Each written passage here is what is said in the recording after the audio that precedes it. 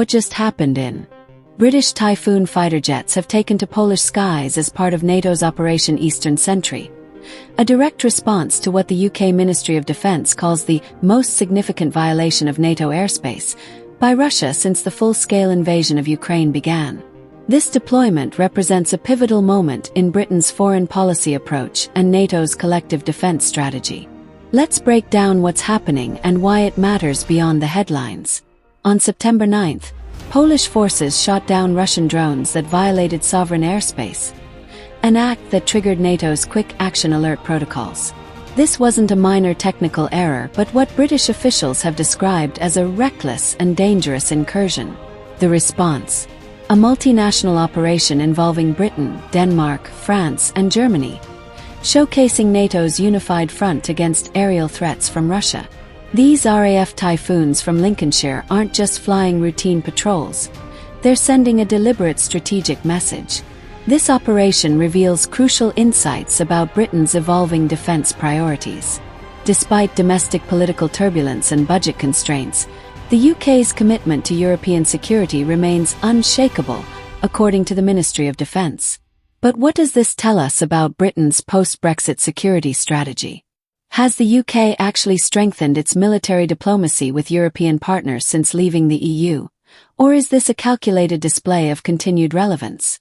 Operation Eastern Sentry represents the most significant bolstering of NATO's eastern defences since the 2022 Madrid summit.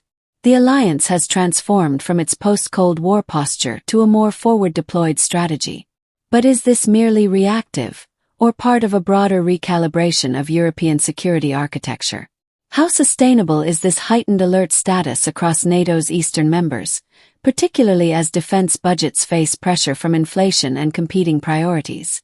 These drone incursions aren't random errors but fit a pattern of Russian testing of NATO resolve and response capabilities. Similar incidents have occurred across the Baltic states and Finland. What intelligence can be gathered from NATO's reaction times? How does this factor into Russia's broader strategic calculations?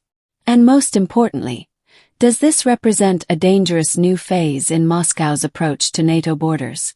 For Britain, this operation comes amid intense debates about defense spending and global commitments.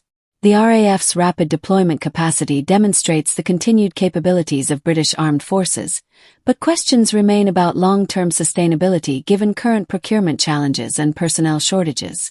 How will British voters view these overseas commitments as domestic concerns like NHS waiting times and economic pressures dominate headlines? The flights of these Typhoon jets over Polish territory represent more than just military maneuvers. They symbolize Britain's continued commitment to European security despite the geopolitical reshuffling of recent years. As NATO faces its most significant challenge since the Cold War, the response to these Russian provocations will shape the future of European defense policy and transatlantic relations. The question remains: is this enhanced NATO posture sustainable, and will it effectively deter future incursions, or are we witnessing the opening moves in a dangerous new security dynamic?